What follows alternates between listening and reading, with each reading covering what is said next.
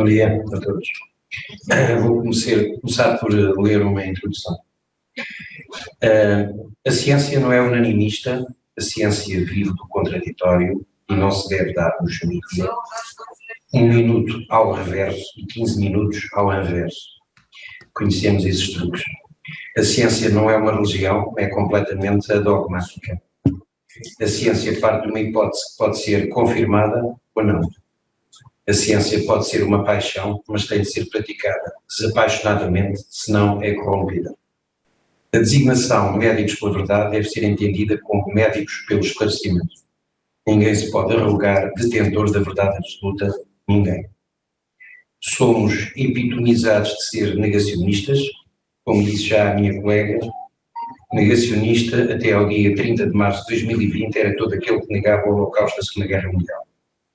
Pelo que interpretamos esse epíteto como sendo insultuoso. Favorecer interesses prosélitos enquanto se ignoram provas científicas é que é ser negacionista. Evocamos a Constituição e aí estamos escudados, pois temos direito a expressar a nossa opinião, porque enquanto Portugal for uma democracia e um Estado de Direito, temos o direito a ter a nossa opinião, não havendo lugar para coisas ridículas alegadas contra nós como delito de opinião. Mas temos ainda direito ao erro, que é lógico, porque todos somos simplesmente humanos. E temos também o direito de resistência, tantas vezes citado em Portugal por pessoas bem mais importantes do que nós. Somos acusados de escrevermos tretas. Pois bem, a maioria dos artigos que escrevemos, para além daqueles que plasmam a nossa visão humanista pessoal, estão baseados em artigos RCT, artigos peer-reviewed e meta-análises ou em entrevistas e escritos feitos por alguns dos maiores cientistas mundiais como Knut Wittkowski, Michael Levitt, John Ioannidis, Beda Stadler, Carl Friston, Martin Kulldorff, Eitan Friedman, Paul McKeague, Sunetra Gupta, Zusharit Bhakdi, Michael Eden, Didier Raoult, Dolores Cahill, Wolfgang Wodarg, etc., etc. Entre eles figuram o Prémio Nobel e alguns dos autores mais citados para serem futuros Prémios Nobel. Curiosamente, todos ou quase todos foram censurados ou ignorados nas redes sociais por motivos espúrios, como, por exemplo, terem violado as Community Guidelines, as orientações da comunidade, ou catalogados de fazerem afirmações falsas pelos detentores da nova verdade absoluta, os intocáveis e todos poderosos fact-checkers. Não existe em Portugal um naipe de cientistas que possa ombrear com os atrás referidos. Repito, infelizmente não existe. Para a vossa informação, estamos em contacto com alguns deles que nos dão suporte técnico. É para nós um orgulho imenso tal facto que responde a uma questão por vós muitas vezes levantada. Então não existem virologistas nem epidemiologistas no vosso grupo? Não, não existem. Nem precisamos, uma vez que somos assessorados pelos melhores. Somos também epitonizados de chalupas, outra designação pouco afirmatória. Se assim for, então estamos acompanhados por alguns dos mais credenciados chalupas da atualidade, os já supracitados. Os MPV Portugal lutam para que o SNS abra a sua capacidade em toda a sua plenitude.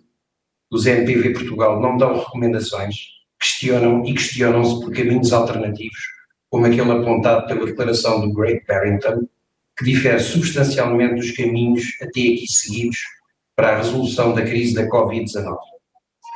Os MPV Portugal estão preocupados com a destruição sistemática da economia no nosso país, da sociedade em geral e da unidade familiar. Relembramos que não existe saúde sem economia e não existe humanidade sem família. Os MPV Portugal são contra lockdowns, confinamentos, como medida primária do controle de epidemias, como o próprio David Nabarro da OMS frisou. Os MPV Portugal rejeitam o modelo preditivo do Imperial College, que já se provou estar errado, mas que ao fim de tantos meses continua a ser o modelo seguido no nosso país. Em Portugal estão estupefactos pelo ostracismo a que foram votados no nosso país alguns dos maiores e mais recentes estudos mundiais sobre a pandemia Covid-19, nomeadamente o estudo chinês sobre a baixa propagação da doença por assintomáticos, o mega estudo dinamarquês sobre a utilização massiva de máscaras na comunidade e o importantíssimo paper feito por uma comissão independente, revista pelos pares, que aponta 10 falhas major aos protocolos de utilização dos RT-PCR propostos pelo Dr. Drosten, do Robert Koch Institute de Berlim, estando o referido doutor e o próprio Instituto a ser alvo de um gigantesco processo que está a ser levantado por parte da sociedade civil alemã. Se a ciência nos pisca o olho cúmplice e se as provas científicas começam a ser avassaladoras, perguntamos se não será criminoso ignorar os recentes desenvolvimentos. Os MPV Portugal não tiram quaisquer dividendos económicos pela sua posição. O único dividendo que tiramos até agora foi a perseguição, os processos disciplinares, a espada de Damócles sobre as nossas carreiras, os insultos gratuitos e a devassa das nossas vidas privadas. Recebemos, aliás, ameaças de morte, o que é um espelho da intolerância vigente na sociedade atual. Temos recebido apoio por parte de colegas nossos que, no entanto, se têm incubido de entrar para a nossa associação por medo de represálias, o que é estranho num país que fez o 25 de Abril para acabar com esse tipo de medo. Há uma coisa que ninguém, simpatizantes, detratores ou oponentes, jamais nos poderá acusar, é de que somos cobardes, independentemente do que o futuro nos reserve, tudo suportamos em nome daqueles que juramos defender há muito. Para os doentes, com os doentes, pelos doentes, é tudo o que nos move, nisso somos médicos exatamente iguais aos outros. Bem, esta introdução diz tudo. Eu acho que quem nos conhece e quem, por fé, nos segue, mesmo aqueles que connosco discordam, já o sabia ou já teria depreendido. Lamento que nós, tendo convocado esta conferência de imprensa, não esteja aqui a imprensa que tanto nos comenta e que tanto nos critica. Pelo menos eu pensava que havia alguma curiosidade entre os jornalistas, aliás, o que movia os jornalistas era precisamente a curiosidade. E estranho eles não terem tido a coragem de estar aqui connosco, porem as suas dúvidas, para esclarecerem a curiosidade, que os levou a fazer juízos de valor sobre nós, nomeadamente sobre mim. Lamento que não estejam aqui, que não tenham tido a frontalidade e a coragem de nos encararmos. Mais uma vez. Não abona nada a favor do jornalismo que se faz no nosso país, mas enfim. Quando decidimos fazer esta conferência de imprensa, esta decisão surge uma sequência de tudo o que tem vindo a acontecer. Algumas coisas delas já foram respondidas, os direitos de resposta já foram respondidos. Há uma bastante recente que se prende com a nossa colagem à extrema-direita. E eu queria deixar aqui ficar claro que não temos colagem a extrema nenhuma, nem direita, nem de esquerda, nem do centro. O que nos move, como disse o meu colega, é os doentes, é a tentativa de esclarecer para que se possa pensar em alternativas, é o restabelecimento da dialética científica e é a transmissão à população em geral que ser médico é uma arte é sim, portanto, a ciência, mas é também uma arte humanista e que qualquer médico que não tenha este tipo de preocupação e que dissocie a sua atuação do que se passa à sua volta, as consequências do que se passa na sociedade, nas conversas com os doentes, naquilo, até mesmo aqueles que acreditam que o que se está a fazer é para seu bem, estão cheios de medo e estão resignados a uma solução que se calhar não é a única, e era importante que isso fosse discutido.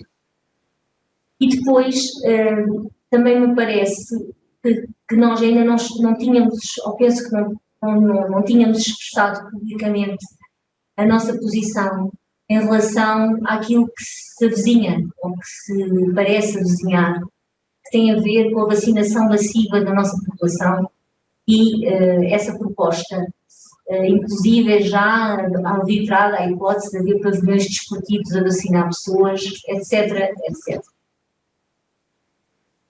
Sobre isso, é importante que fique já esclarecido que os médicos pela Verdade de Portugal não são anti-vacinas. A vacinação foi um passo gigante na medicina moderna e no combate, nomeadamente, às doenças infectocontagiosas, na diminuição da mortalidade infantil e não só, e, portanto, é uma mais-valia no exercício da medicina. Mas também é verdade que toda e qualquer vacina, até hoje, demorou o seu tempo a provar a sua eficácia e a fazer com que o benefício da mesma prevalecesse sobre os riscos inerentes a qualquer terapêutica médica. Não existem atos médicos inóculos. Então, no contexto presente, e sabendo nós que não são só 3 vacinas as que estão a ser feitas, ou 4, existem 50, menos, a serem feitas, trabalhadas e elaboradas. E a elaboração dessas vacinas, as técnicas envolvidas neste momento são 6, grosso modo.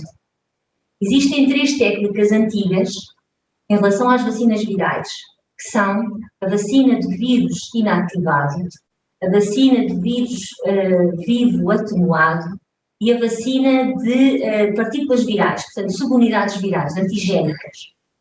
Mas estão a desenvolver-se novas técnicas de engenharia genética que poderão, de facto, vir a ser o futuro, mas que ainda são embrionárias, principalmente no que diz respeito à espécie humana. São elas as vacinas de DNA, as vacinas de RNA mensageiro e as vacinas de vetor viral. Dentro das vacinas mais faladas até hoje, a Sinovac, a vacina chinesa, que tem sido mais veiculada, é de vírus vivo atenuado, ou seja, uma técnica antiga. Ora, todos nós sabemos que essas técnicas antigas demoraram sempre entre 5 a 10 anos a provarem. Portanto, há alguma pressa e essa pressa é preocupante, porque só passaram 9 meses. Embora a técnica seja conhecida e seja já, tenha já provas demonstradas de eficácia em termos de vacinação.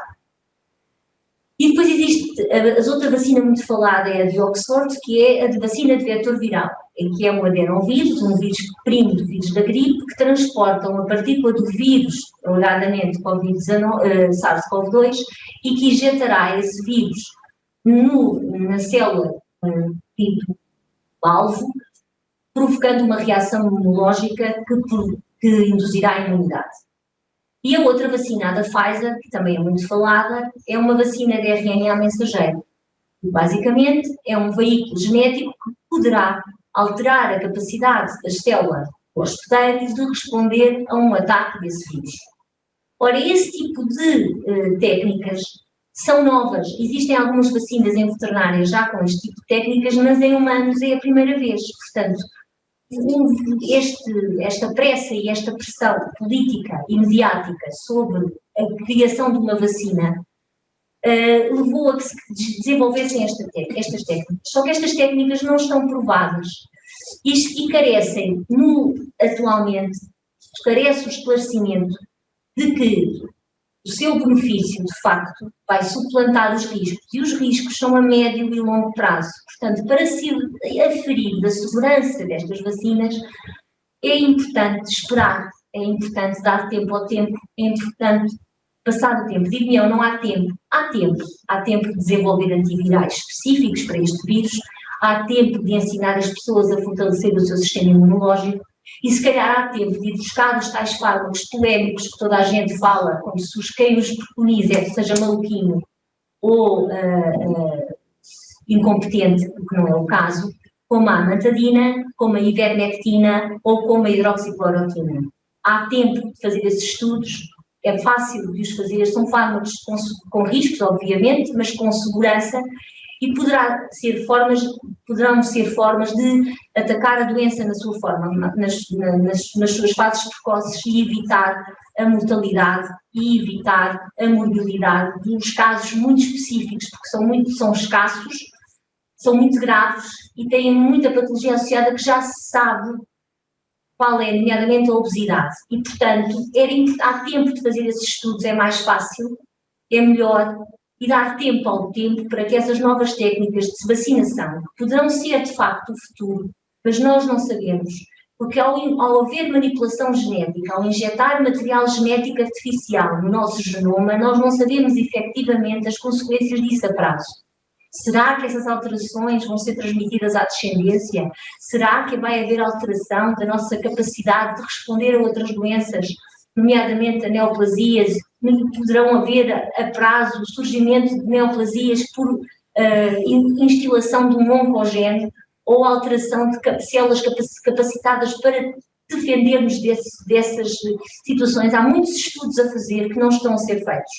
E, portanto, neste contexto, é assim, urge que sejam tornados públicos estudos de eficácia comprovada e estudos em que exista inequívoca vantagem dos benefícios em detrimento das desvantagens, e as alegações das farmacêuticas de que se não responsabilizam pelos riscos não é um estudo, não é nada reconfortante, nem é nada tranquilizador.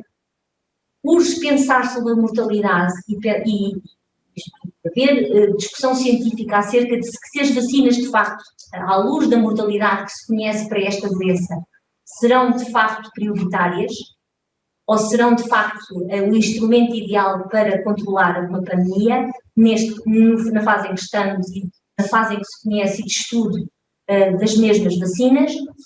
E depois, urge não esquecer uma coisa fundamental, chamada consentimento informado.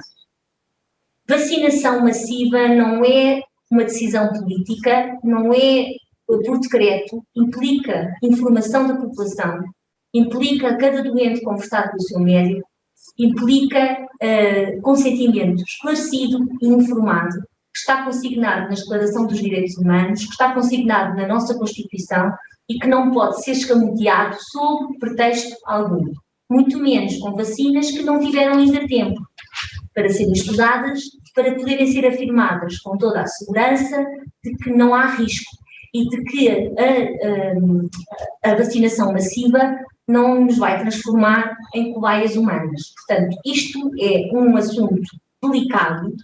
Os médicos da verdade encaram-no com prudência, acreditam que quando as autoridades mundiais para a segurança disserem que eventualmente as vacinas são seguras, elas serão, mas querem ver estudos científicos e querem que eles sejam tornados públicos para que se possa, de facto, ter essa consciência, como se tem essa consciência em relação a todas as outras vacinas. Pronto, e da minha parte queria deixar essa posição em relação à vacinação e, portanto, a posição dos médicos da verdade em relação a esse assunto. A minha construção tem sido mais na área da política e, portanto, é na política que eu queria começar por fazer algumas constatações e algumas declarações. Os médicos da verdade têm sido acusados de estar ligados à ultradireita. Eu afirmo aqui, convictamente, que fui candidato do Partido Socialista em várias eleições, fui militante do Partido Socialista durante muitos anos. Previamente a isso, fui um militante da extrema-esquerda, combati nas ruas, combati pela liberdade e combati sempre em defesa de aquilo que chamam os direitos das pessoas à sua opinião e ao seu livre arbítrio. Comigo, em outros tempos, teve, por exemplo, Ana Gomes, atualmente candidata à Presidência da República. Eu fui militante sem nenhuma vergonha do MRPP, no tempo em que era preciso combater alguns excessos de tentativa de tomada de poder por outros partidos e, portanto, tenho muito orgulho num percurso de esquerda que mantenho e que assumo convictamente. Ponto segundo. Vampire Weekend é uma banda feita por vários músicos do mundo e tinha uma característica, que era serendipity, que era a incapacidade de perceber como é que aqueles se tinham reunido todos ali. E, de facto, criaram uma grande banda de música, vindos um da África do Sul, outro de Inglaterra, outro dos Estados Unidos. Os médicos, na verdade, são um bocadinho disso. Nós nunca nos tínhamos visto antes. É uma alegria perceber que temos as mesmas preocupações e se alguns são mais à direita e outros mais à esquerda, não me preocupa em absoluto. Tocamos a mesma música em consonância. E, na consonância, é importante declarar o seguinte: de tudo o que ouvimos antes da doutora Margarida, há uma frase que é essencial perceber-se. Carecemos de mais estudos e de mais firmeza naquilo que estamos a fazer. De tal modo que hoje chegamos ao ridículo de nós somos acusados de direita, mas eu vejo o PS dizer exatamente a mesma coisa que diz Donald Trump. Vamos vacinar, queremos vacinar, vamos comprar vacinas, vamos obrigar as pessoas a vacinar.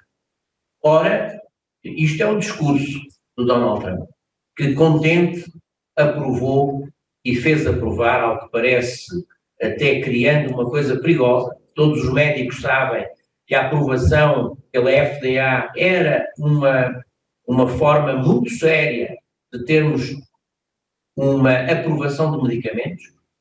Tinha um crivo fortíssimo. Ver a sua liderança ser obrigada a dizer publicamente: não, não fomos pressionados. Cheira a Cavaco Silva a dizer: não, o banco está bem. Portanto, azar, o banco não está. O banco está no fim. Cheira a António Costa a dizer: vamos salvar a TAP, porque é uma coisa muito importante para Portugal. Azar, a TAP não está bem. Azar, a discussão é onde estamos a pôr o dinheiro dos portugueses. Estamos a pôr 12 mil milhões, ao que parece, neste momento, entre o Novo Banco, o Montepio, a TAP, etc. Os 12 mil milhões da miséria dos portugueses de hoje estão postos em amigos, com certeza, de pessoas do Partido Socialista e de outros partidos que por aí andam a acusar outros de serem de direita ou do raio que os carrega. É importante também perceber o seguinte: eu defendi e defendo o Serviço Nacional de Saúde. O Serviço Nacional de Saúde foi destruído ao longo dos últimos 15 anos, 20 anos, pelos partidos do centro português. O PC não tem culpa, não estava no poder. O DOC não tem culpa, não estava no poder, mas agora pertencem ao poder. Portanto, têm culpa também. Infelizmente para eles hoje já não podem dizer que não têm culpa. Porque têm. Os últimos 6 anos foram governados por uma maioria de esquerda. E nos últimos 6 anos houve uma destruição clara de imensas instituições de saúde e o desaproveitamento de muitas outras. Perceber o que é que se passou com a pandemia é perceber que se podia fazer muito diferente. E muito diferente pode querer dizer, em algumas situações, muito melhor. E vou-vos dar um pequeno exemplo. O encerramento de todas as unidades para a defesa da pandemia não teve, em simultâneo, a abertura de outras imensas unidades de saúde que há em Portugal para realizar listas de espera, consultas, etc. Houve centenas de médicos experientes em Portugal que foram colocados em estadio zero. Receberam os salários sem nenhuma função. Foram retirados a milhares de médicos, reparem bem no que estou a dizer, milhares de médicos em Portugal e provavelmente por esse mundo fora, as suas funções, e colocaram alguns que tiveram mais coragem para o fazer atrás de computadores a fingir que faziam consultas. Consultas por computador em medicina são algo um bocadinho improvável. Podem acontecer em algumas especialidades, mas eu imagino que um dermatologista, através de um vídeo, tenha dificuldade em perceber exatamente o que está a ver.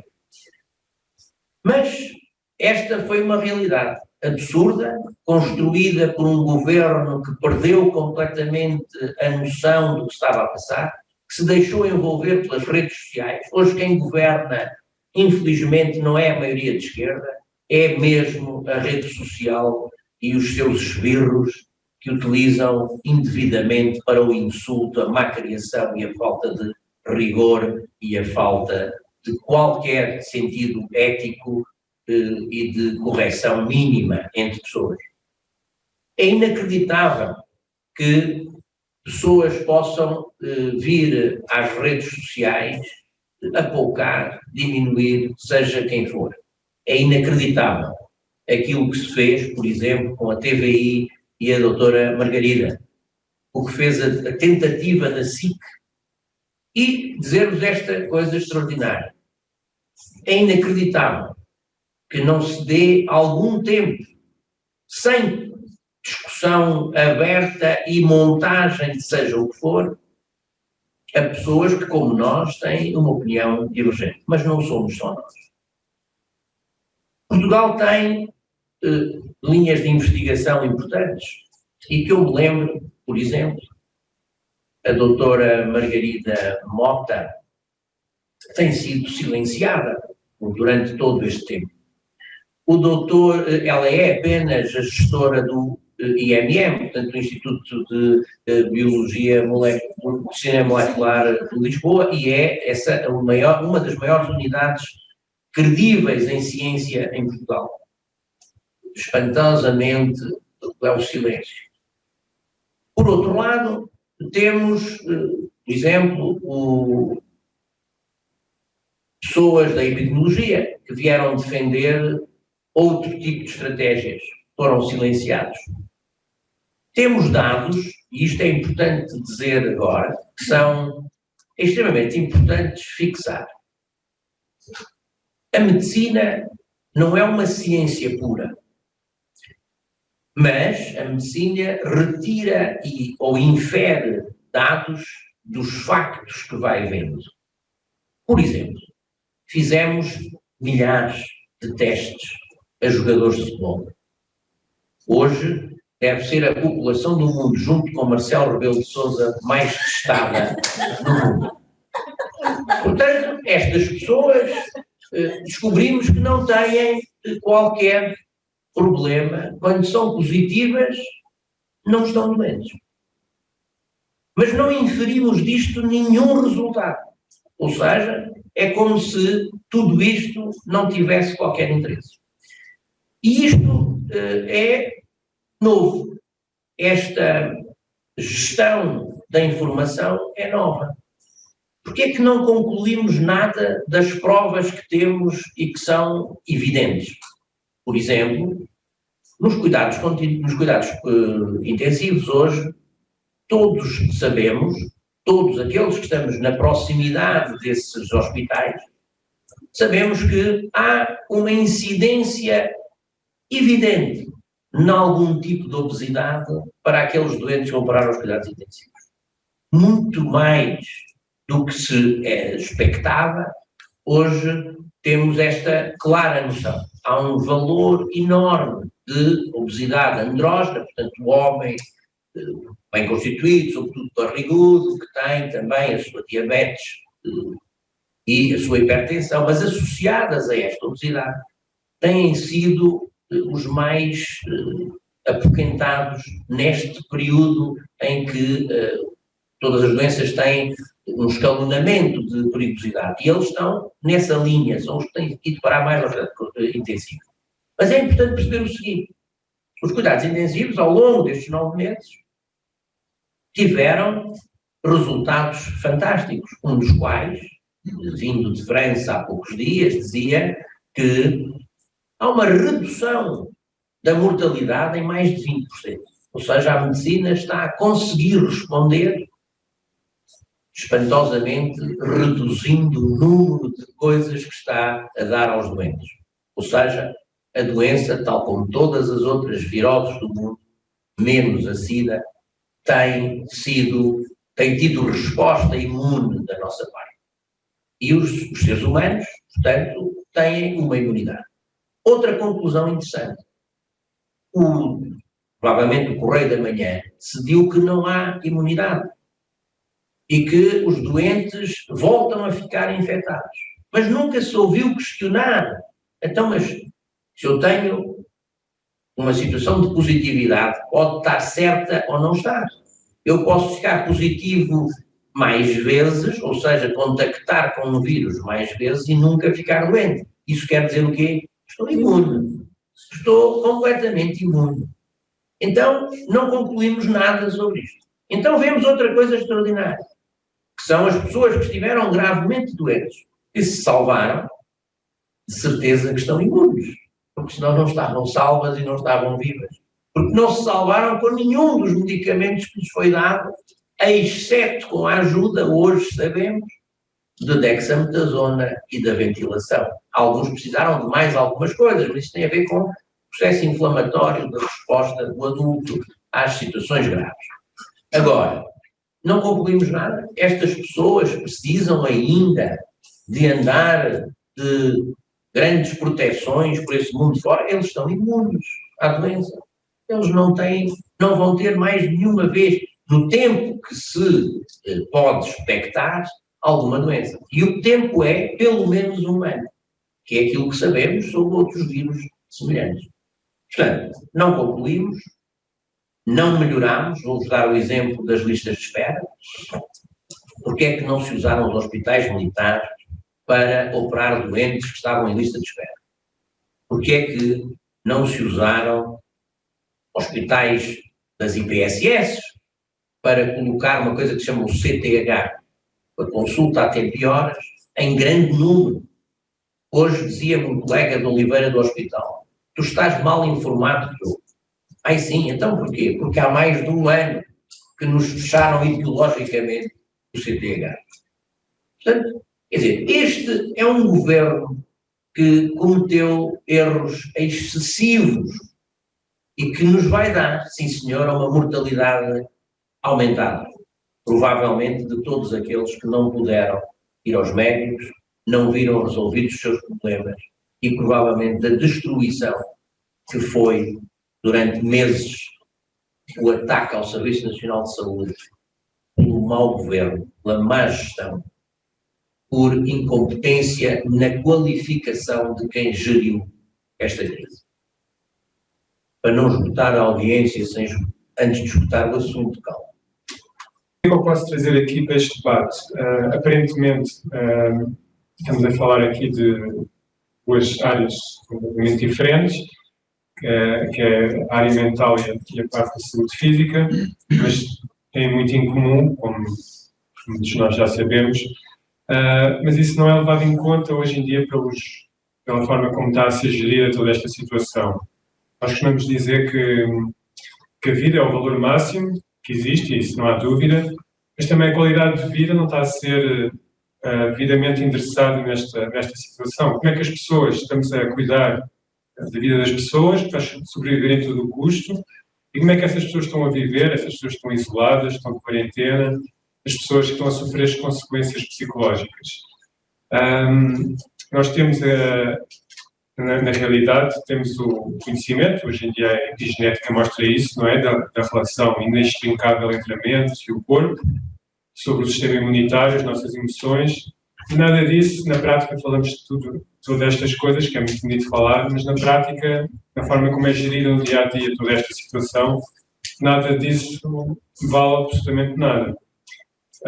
Eu noto isso na minha prática clínica, o afluxo de pessoas com problemas depressivos, ansiedade, ataques de pânico, as coisas mais variadas, têm sido imenso, problemas relacionais nestes tempos da quarentena, e situações até que são gritantes. Eu não sou médico, mas os médicos estão por dentro da situação do Sistema Nacional de Saúde.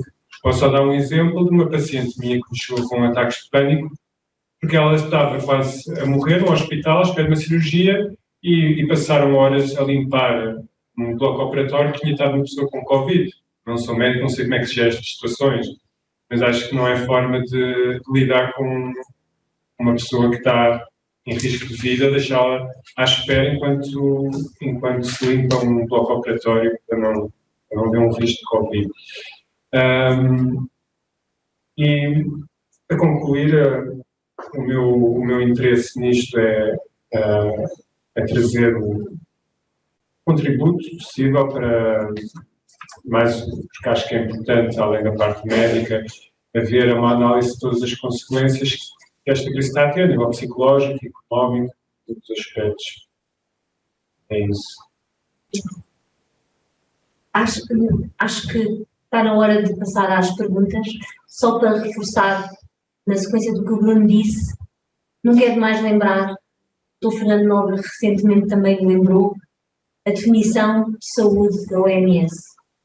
Saúde é o bem-estar, um completo bem-estar físico, mental e social, e não tão só a ausência de afecção ou doença.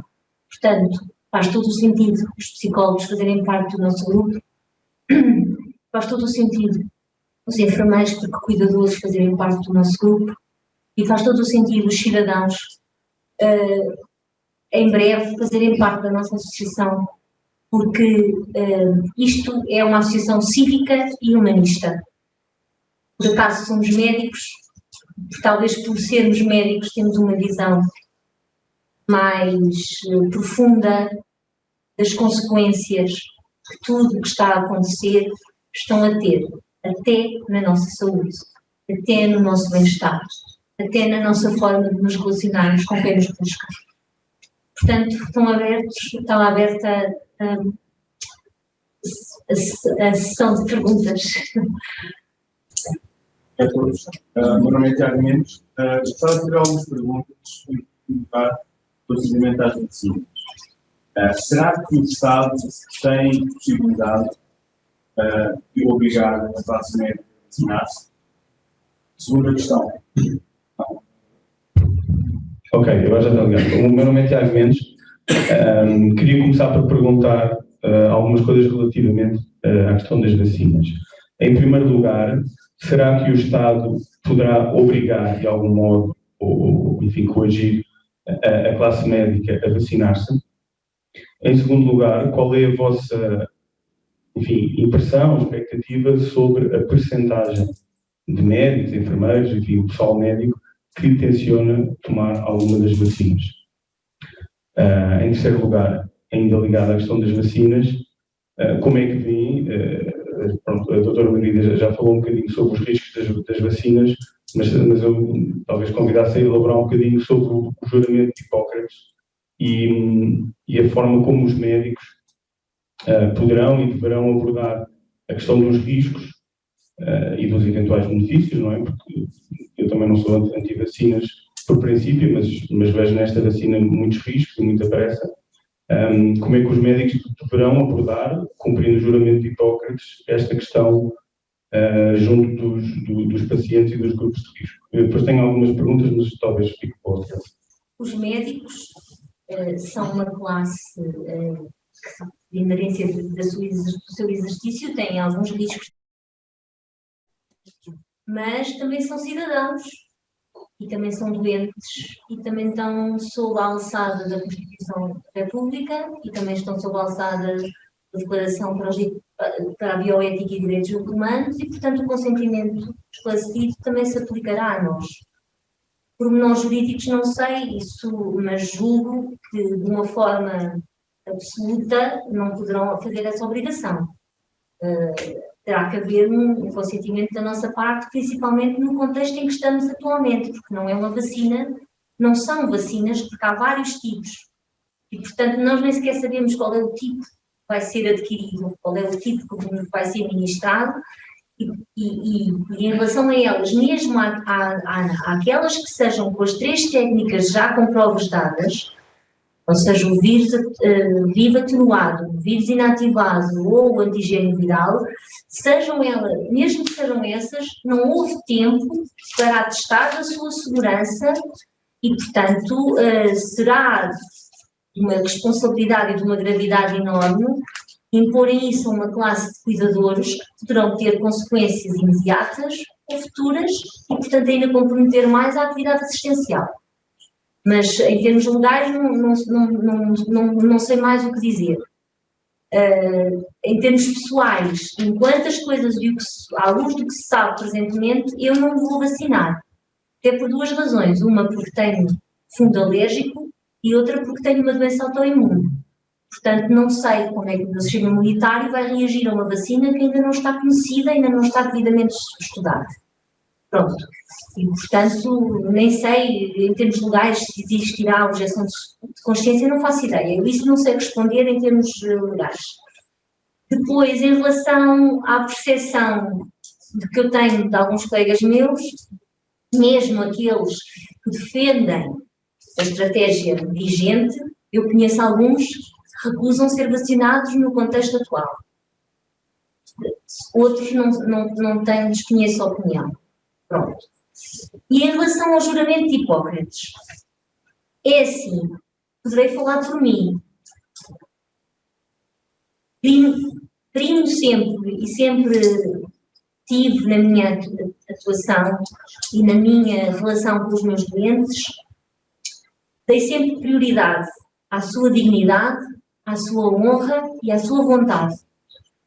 Sempre que proponho alguma estratégia terapêutica, seja ela qual for, e a vacina é uma estratégia terapêutica, profilática, mas é uma ação nociva, portanto, é sempre uma lesão, toda e qualquer ato terapêutico causa sempre algum tipo de lesão ou poderá ter alguma consequência, e, portanto, eu esclareço acerca dos riscos conhecidos, dos benefícios previstos, e deixo sempre ao critério do doente a escolha derradeira, mas digo aquilo que eu penso, e neste caso iria dizer que não tenho confiança, à luz do que se sabe hoje, nas vacinas em questão, deixando em aberto ao doente, uma vez que é uma pessoa responsável ou a quem o seu tutor legal, não é? A liberdade para pedir uma segunda opinião e a derradeira liberdade para decidir o que fazer consigo, com o seu corpo e com a sua saúde. Mas, pelo juramento de Hipócrates, nós não podemos impor vacinação a ninguém, como também não podemos impor, no contexto popular, a testagem a ninguém que não tenha sintomas e que não tenha clínica que a justifique. E isso está a ser atropelado diariamente. Portanto, isso ficará com a consciência de cada um. Portanto, esta é a minha resposta a estas perguntas. Não sei se alguém tem algo a acrescentar. Bem respondido, não há nada a dizer. Mas a decisão é da DGS. A única questão que eu lhe vou acrescentar é isto. Existe essa possibilidade, se o Estado não intervier, em termos legais, das empresas exigirem que os seus trabalhadores sejam vacinados antes de entrar nelas. Bom, eu não sei o que é que o Estado vai fazer sobre isso, como deve calcular, não sabemos, mas essa possibilidade existe. E não sei se é um despedimento por justa causa, se eles tomarem essa regra e mandarem embora. É uma coisa que tem que ser depois discutida. O contexto de pandemia permite muita arbitrariedade. O contexto de estado de sítio permite muito exagero do Estado. Não é? Por isso é que a Agamben e outros escreveram muito sobre isso há muitos anos, não foi preciso escreverem agora. Nada disto é novo, nada disto, a tendência do Estado para ser déspota não nasceu ontem. Aliás, são duas. A primeira é, quanto aos testes, e corrijam se foi a observação que fiz errada, se não temos conhecimento da forma do vírus, estamos a procurar o quê? E elencando aí, se não temos conhecimento da forma, e há dias ouvi ainda a doutora Michalowicz a dizer que para fazer uma vacina temos que isolar e sequenciar algo, se não temos conhecimento desse algo, a vacina é baseada em quê? Contra o quê? Para prevenir o quê? E é isto. Obrigado. Só alertá-los a todos para o seguinte: os médicos, na verdade, não são peer review. Portanto, não têm essa pretensão. Fazem, eu não sou membro de nenhuma revista, não faço serviço de investigação como os biólogos fazem nos laboratórios. A maior parte, é importante perceber o seguinte, a maior parte, que é uma modéstia, é uma imodéstia que eu tenho visto por aí muito médico ter. É assim, a maior parte da ciência médica não vem de médicos. Os médicos constatam na vida real aquilo a que se chama a evidência. Nós vemos o que está a acontecer. Não tiramos mas a evidência nunca deve ser o que eu acho. Eu não acho nada, eu vou ver a evidência, não é? E a evidência vem de testar coisas que fizemos noutras situações. Os testes de PCR foram inventados por pessoas em laboratório e basicamente têm uma ideia muito simples, que eu vou dizê-lo da forma mais simples possível e menos científica do ponto de vista. A ciência é uma coisa muito, muito além de nós, ciência pura. São os biólogos que dominam isso, não somos nós. A ideia é criar um prime. O prime é uma informação que nós vamos buscar a determinado genoma, neste caso, e este sabemos que foi tirado. Nós somente sabemos que o genoma daquele vírus conhece e uma parte desse genoma é tirado e depois é criado um sistema de converter a informação que tiramos num modo de a tornar legível. Estamos a falar de coisas a um nível ínfimo, não é? Então, para termos um valor legível por uma máquina, temos que ampliar. Esta ampliação implica também um esquema de trabalho, um esquema de produção, conversão, etc., e que a isso se chamam os ciclos. Estes ciclos levam-nos a ter certeza, por exemplo, se eu só quiser saber se é este vírus, neste momento, se fizesse até um determinado número de ciclos, tenho quase a certeza, neste momento, de que é aquele vírus. O problema é quando nós nos excedemos na verificação de queremos ir mais longe, fazemos mais ciclos, etc. E aí, por exemplo, sabe-se que a partir de 35 ciclos, alguns desses spikes converteram-se quase água/genoma, que está positivo. Portanto, esse erro existe. E isso é uma coisa que, infelizmente, não tem sido muito discutida, mas não tem sido gerido essa informação por quem se deve. E essa informação não deve ser dada no hospital por um médico. O médico mete o sangue, às vezes é o técnico, mas o médico depois finaliza a leitura, mas isto é tudo computadores e máquinas e tal. E é o que nós vemos, percebe? A parte mais profunda do projeto não é nossa.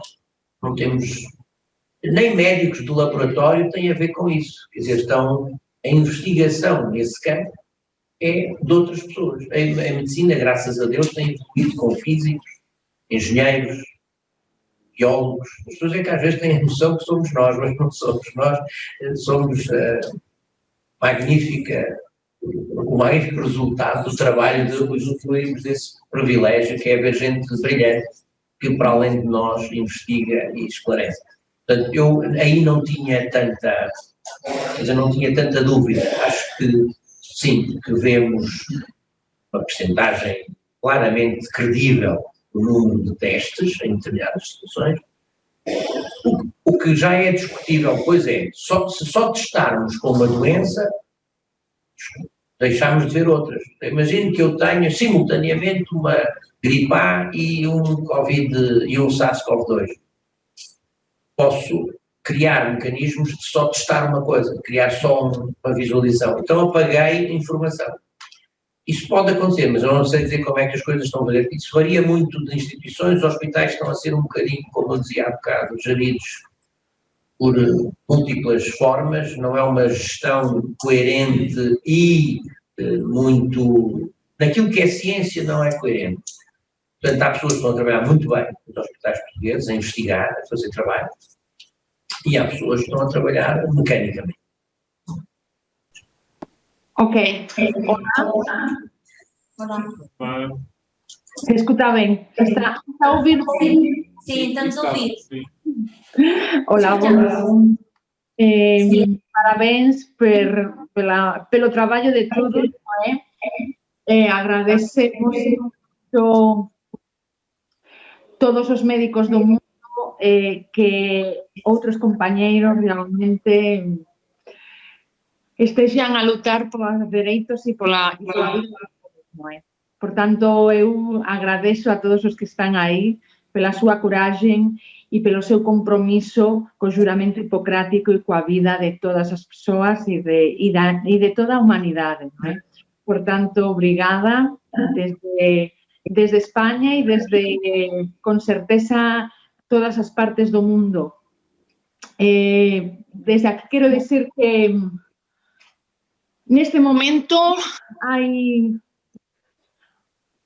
unha situación internacional, diría que arriscada e de tamén oportunidade, non é?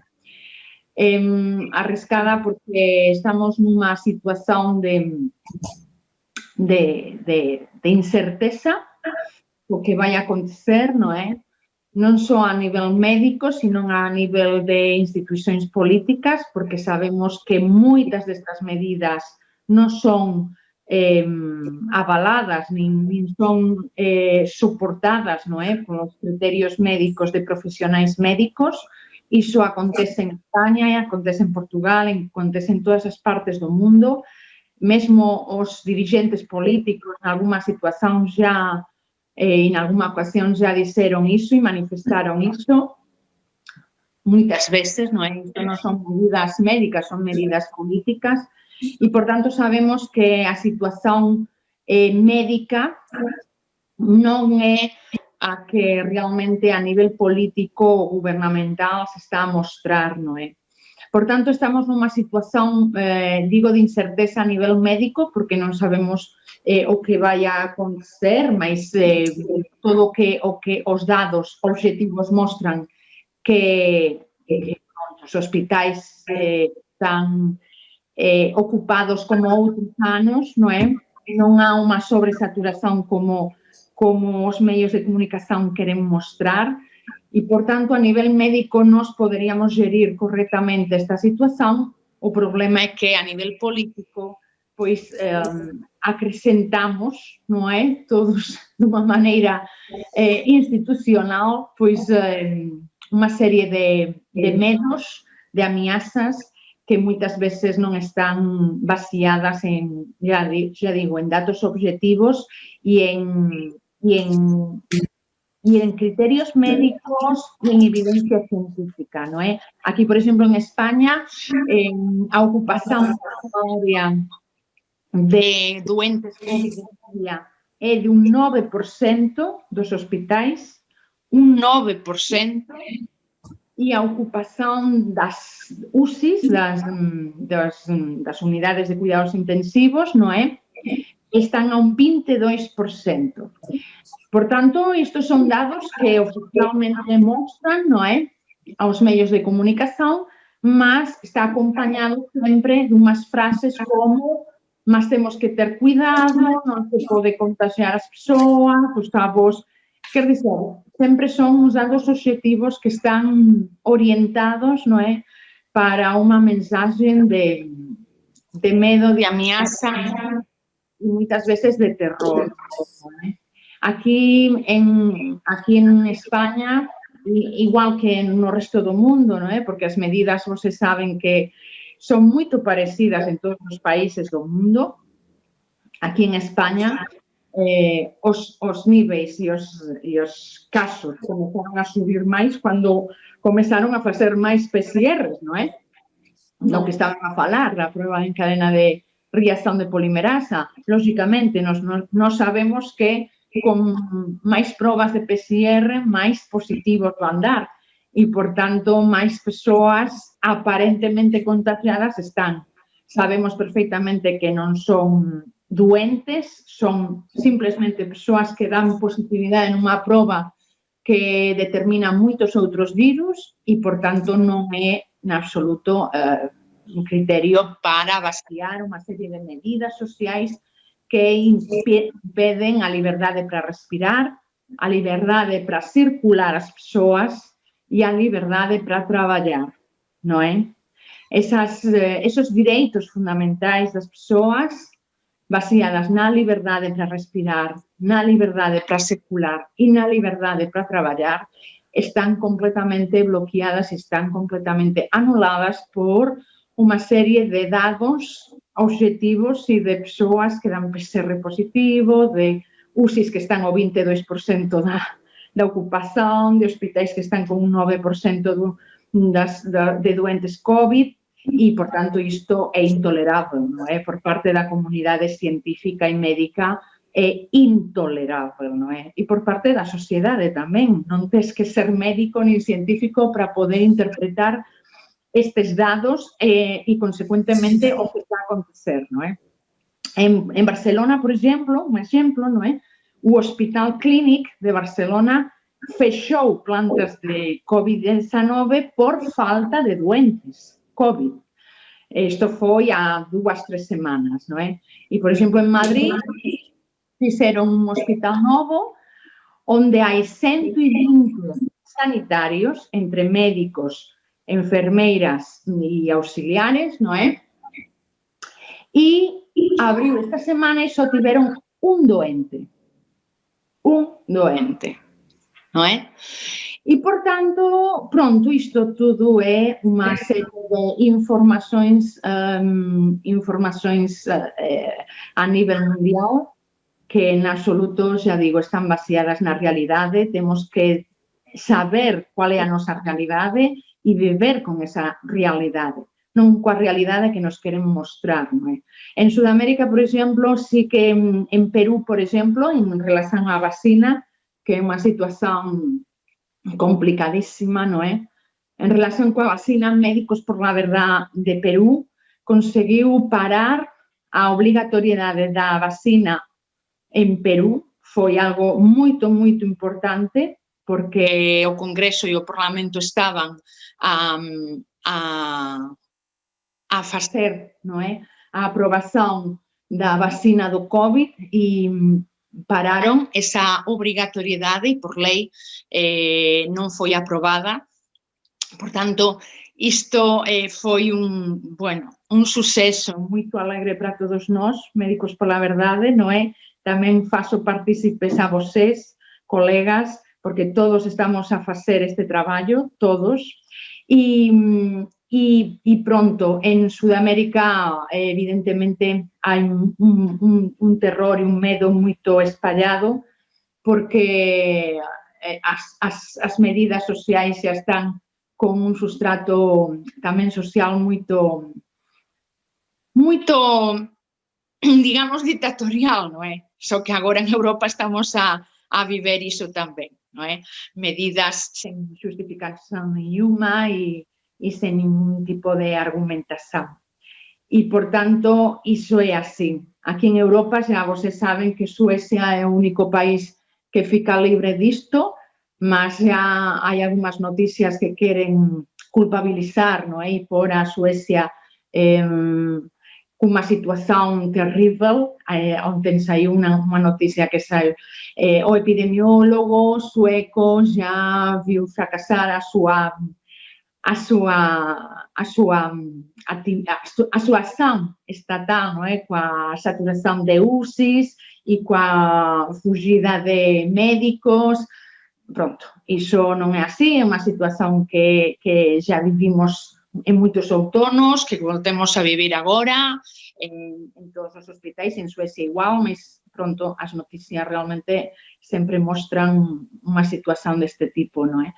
Por tanto, isto máis ou menos é o que está a acontecer, mas hai moitas já organizacións internacionais que se están a xuntar de cidadáns xunto cos médicos, non é? Que eu sempre dicen que damos o soporte a toda esta luta e todo este traballo, non é? De conxunto, de chegar á verdade entre todos nós, non é?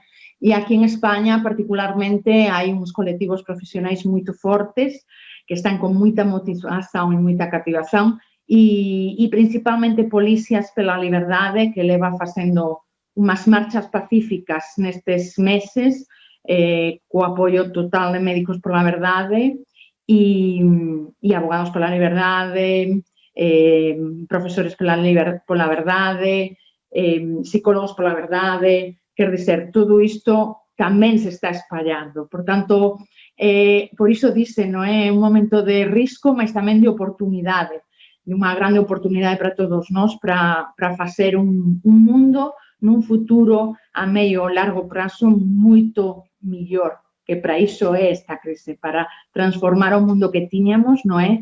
Nun mundo moito mellor. Por tanto, é así. Eu queria dizer uma coisa relativamente àquilo que me perguntaste. Relativamente, estava-se a referir também com certeza aos postulados de Ana Corre. Nos estudos iniciais, nos 4 estudos iniciais que se fizeram, há um dos passos que nunca, quer dizer, quem sabe que é preciso ver que os postulados de Ana Corre tiveram que ser também adaptados depois à vida experimental. Há uma coisa que, em todo o caso, nos estudos iniciais em que isto foi revisto, nunca foi feito, foi a purificação. Sim. Outra coisa foi também a sequenciação também do genoma viral, há uma parte que foi feita por conta. Entretanto, relativamente à qualidade dos PCRs e aquilo que o colega doutor falou dos pratos, que é uma coisa, parece que no Japão, atualmente, há uma qualidade de prémios superiores. Portanto, eles neste momento têm mais fidelidade dos RT-PCRs no Japão. Isso é É uma das coisas. Outra coisa que está muito relacionada com as testagens RT-PCR, que é um erro que é sistematicamente propagado na comunicação social, é referirem-se a casos. Nós não temos que falar de cá. Casos para a medicina é doença. Nós temos de testar. O médico não trata testes. O médico trata doentes. Pronto, exatamente. Pronto. O que é que acontece? Portanto, nesta situação, nós temos de dizer que houve, e isto é uma situação gravosa em termos de pressão psicológica sobre os portugueses, apareceram mais 4.000 casos. Não são casos, são testes. Depois haverá uma percentagem, sim senhora, de pessoas com sintomas e dos quais alguns evoluem para uma pneumonia gravosa, todos conhecemos.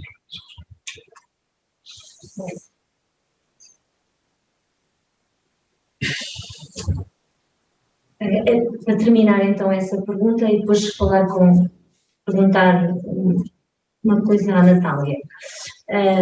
Em relação aos RT-PCR, uma das razões pela qual eles foram considerados nulos em termos de protocolo pelo Corman-Dostan Review, portanto, aquela revisão por pares extensíssima de múltiplos cientistas de renome internacionais acerca do protocolo que foi designado e do qual dimanou toda a política de testagem adotada no mundo ocidental, era precisamente o facto de o primer que eles tinham como princípio não estar clarificada a forma como ele teria sido obtido.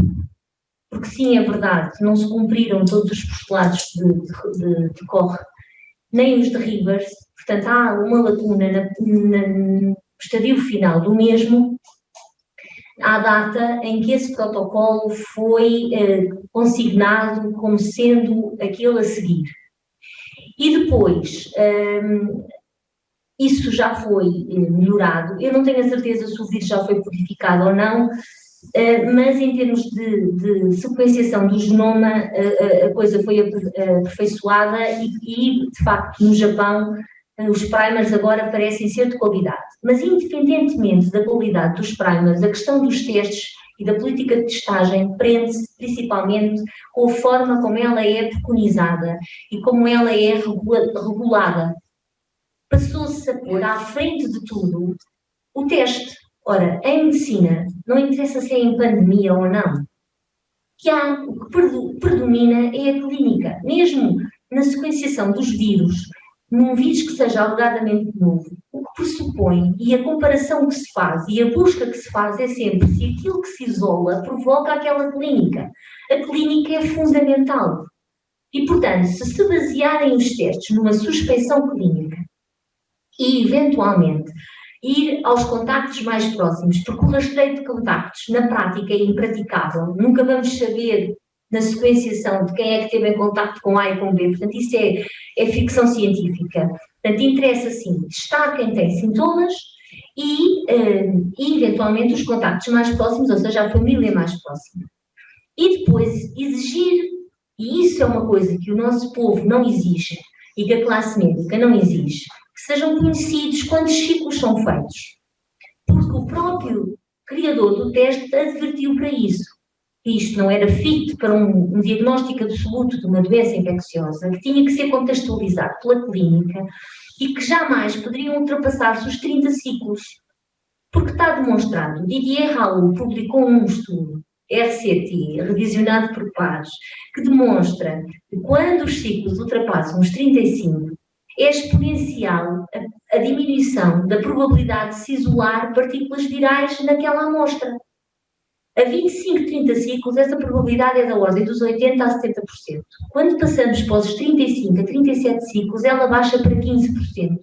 E se formos para os 40 ciclos, ela é menos de 3%. Portanto, nós estamos, além de se dizer que é positivo, devia vir consignado no papel do doente que tem lá o positivo, quantos ciclos é que foram feitos, porque a própria gestão do relacionamento, do isolamento, da vigilância dessa pessoa vai depender dessa positividade, a quantos ciclos é que ele foi positivo. Nós sabemos que se estão a fazer 37 a 45 ciclos em Portugal. Portanto, essa pergunta, os cidadãos deviam, sim, exigir à DGS, exigir aos laboratórios que lhes fosse informado quantos ciclos é que eles foram positivos. Porque isso muda tudo. Isto em relação aos testes. E depois, em relação à questão que pôs à vacina, é óbvio. Agora, o que nós temos que exigir é sempre a mesma coisa. Quem defende uma estratégia é que tem o ónus da prova. Sempre assim foi, sempre assim será em ciência. Nós não sabemos nada. Portanto, eles demonstrem-nos que o ponto de partida, quer para as técnicas tradicionais de produção de vacinas, as tais 3 primeiras que eu referi, quer para as novas e inovadoras técnicas, que poderão de facto ser o futuro, porque até poderá ser mais rápido a obtenção de vacinas por essas mesmas técnicas, mas primeiro nos provem que é verdade que é o vírus que eles estão, a partir de que genoma, eles têm que nos provar isso. Isso nada está feito, isso nada está escrito, isso nada está demonstrado e não é público. E tem que ser, pelo menos, se não é para o público em geral, obviamente, para a comunidade médica e para a comunidade científica. Porque só se pode fazer decisão e só se pode fazer prescrição com o conhecimento amplo do que se passa. É a mesma coisa que os genéricos. Quando os genéricos apareceram, houve laboratórios que tiveram cuidado de mandarem para cada um de nós as bulas do genérico referente ao princípio ativo. Porque os recipientes, eles são genéricos, porque os recipientes não são os mesmos. Há diferenças e nós temos que saber que diferenças é que há. E hoje em dia nós já sabemos quais são os genéricos que servem, que são importantes e que têm a mesma eficácia a um custo mais baixo e os que não são. Portanto, isto vai ter que ser feito em relação às vacinas. Eles vão ter que demonstrar que essa eficácia parte de um pressuposto de um vírus devidamente isolado, de um genoma devidamente identificado, e isso tem que ficar escrito, porque se for a mesma coisa do que aconteceu com o report do Corman Drosten, daqui por uns meses vamos ter uma série de cientistas a dizer a vacina X causa este e este prejuízo, ou este tem este risco. Portanto, antes que isso aconteça, porque uma coisa, os testes ainda de alguma maneira possam causar danos, não causam risco de vida, mas uma vacina pode causar. Portanto, isso vai ter que ser exigido pela sociedade civil. E vai ter que ser exigido aos governos para eles perceberem que não podem impor uma obrigatoriedade de uma coisa que não está devidamente comprovada. E a prova que não está devidamente comprovada é o disclaimer dos próprios laboratórios, que descartam já à partida, ainda ninguém foi vacinado, não é? Que não querem ser imputáveis por consequências a prazo. Ora, isto abre os olhos e desperta as orelhas e as atenções de uma sociedade atenta.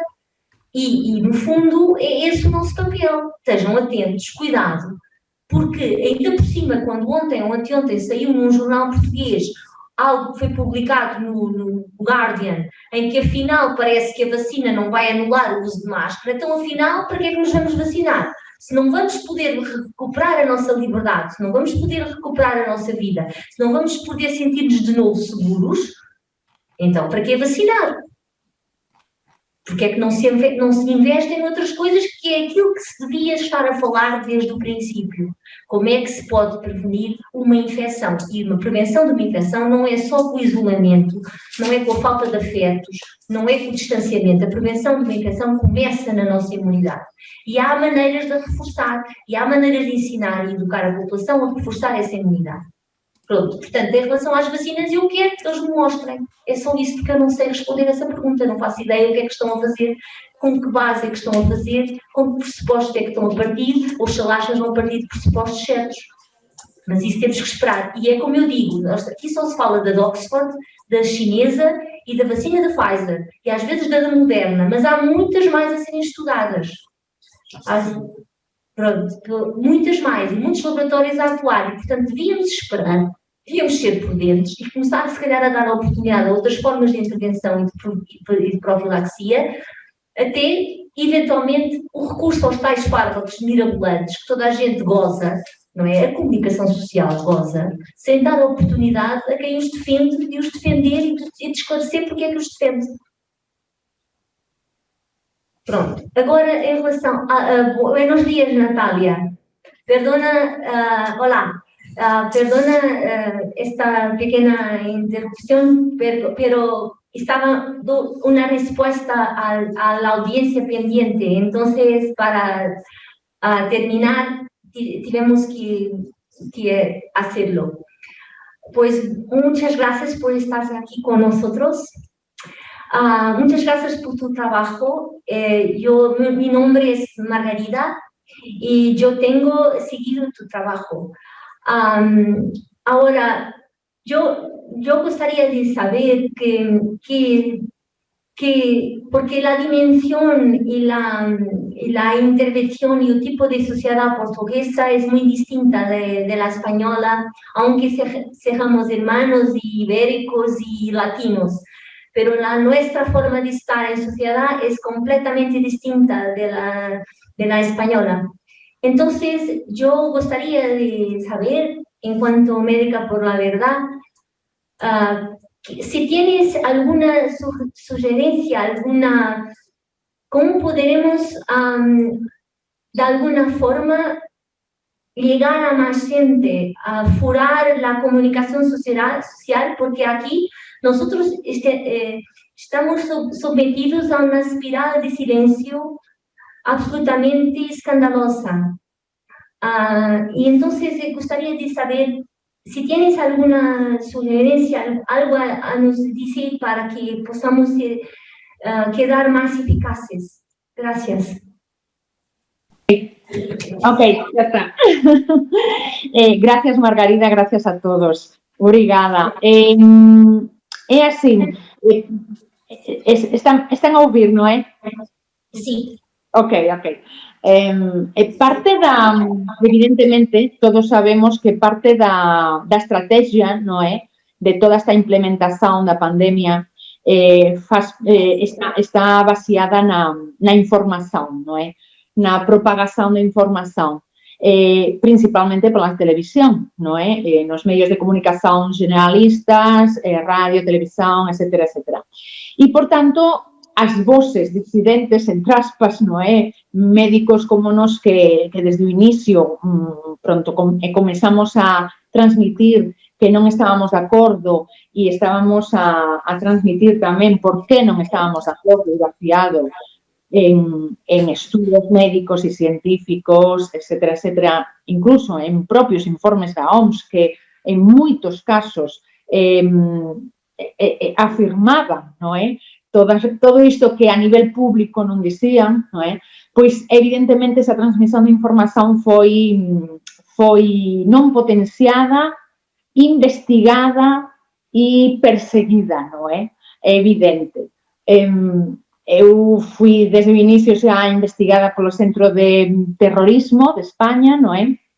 Non sei como se chama moi ben, Centro de Investigacións Terroristas, unha coisa así. E depois tamén, agora, vocês saben que, non sei se en Portugal, mas aquí en España, abriron unha comisión da desinformación, que chaman, non é? A nivel popular, chaman e a definen como Ministerio de la Verdad, mas foi para dar recursos financeiros, etcétera, etcétera, para perseguir moito máis esta información non na liña da oficialidade, non é? Por tanto, dentro diso, vocês saben que están a censurar YouTube, eu tiña un canal con quasi 70.000 seguidores, fexeron o canal, etcétera, etcétera, mas agora a pregunta é como nos podemos chegar.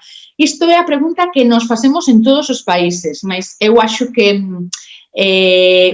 probablemente temos que, como eu já dixen há moito tempo, teremos que facer como fixeron noutras situacións, non é? Que as empresas e as máquinas de imprimir eran as máis perseguidas e as máis buscadas, porque se imprimía información que logo se difundía, non é?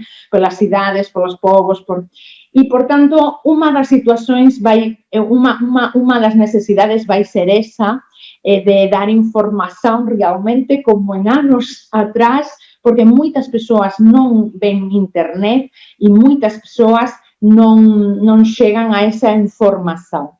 Eu, durante o verão, fiz moitas conferencias, de facto, fui a Lisboa, vocês saben, porque achei que era preciso falar co povo e perto do povo, non é? E perto das persoas. só que agora non podemos porque hai un fexe grande entre as comunidades e entre as cidades, non é? Mas iso foi importante e teremos que facer iso tamén e fundamentalmente, precisamente para poder entre todos nós facer unha perfuración e unha penetración de todo iso, teremos que facer unha unión en todos os países, en toda Europa, en toda América e en todo o mundo, non é? E, por tanto, iso entre todos o vamos a facer porque vai ser preciso e só desa maneira poderemos realmente desenvolver recursos e desenvolver vías, non é? E, por suposto, tamén as manifestacións na rúa e que as persoas vexan, non é? Perto de nós o que somos médicos, que non estamos a falar de nada extraño, tamén van ser importantes. Non sabemos o que vai acontecer na próxima semana ni no próximo mes, mas sabemos que vai ser difícil e moito exigente, non é? Por tanto, vamos ter que desenvolver creatividade para todo iso, non é? Non sei vocês como aquí cos colectivos profesionais, evidentemente, nós tamén estamos sendo moito apoiados porque eles están espallando, non é? Tamén esa mensaxe. Mas iso vai ser en todos os países, porque, infelizmente, a vacina vai trazer moitos máis problemas, non é? E, por tanto, colegas e compañeiros médicos que até agora non acreditaban en todo o que nós dicíamos, infelizmente, ou non o sei, porque isto, vocês saben que isto é moito complexo, de aquí a un mes, de aquí a 2 meses máximo, van buscar por vocês e van a procurar a todos nós. Por qué? Porque van ver o que está a acontecer. Iso vai ser así. Ya lle digo, vai ser así. En España xa está a acontecer e nos outros países tamén vai a acontecer. Porque realmente, eu digo sempre que non é unha cuestión de falta de información real. É unha falta e unha falla de capacidade emocional para aceitar o que está a acontecer no mundo, que é diferente. Moitos colegas nosos non son capaces de gerir iso e aceitar isto. Non son capaces, por iso rexeitan e fugen diso, non é? Destas teorías que les chaman negacionistas, conspiranoicas, que non son nada diso porque nós nos baseamos en evidencia científica, porque senón xa estaríamos a moitos meses destruídos, non é? Mas é unha cuestión de capacidade emocional, mas infelizmente de aquí a poucas semanas, poucos meses, esa capacidade emocional vai ter que ser fortalecida para aceitar o que eles van experimentar no seu propio corpo, porque os médicos van ser os primeiros e dos primeiros en recibir unha vacina que non está experimentada en animais, que non ten tempo suficiente de desenvolvimento e que as reaccións adversas e os efeitos negativos son de altísimo nivel. Por tanto, eles son os primeiros que van ser vítimas diso. E, por tanto, eles tamén van ser os primeiros, por suposto, en rexeitar iso e en denunciar iso. Por tanto, por iso digo que, infelizmente, ou non, de aquí a unhas semanas ou poucos meses, isto vai dar unha volta. Yo concuerdo contigo, porque sí, yo pienso que hay muchos colegas nuestros que cuando confrontados con las circunstancias de la obligatoriedad de ser vacunados, se van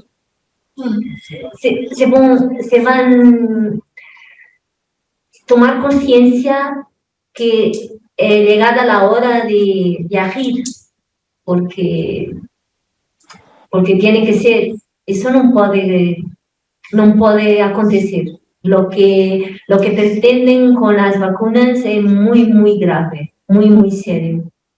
Sí, realmente, até agora, fala portugués, Margarida, que gosto imenso do portugués, por tanto, podes falar.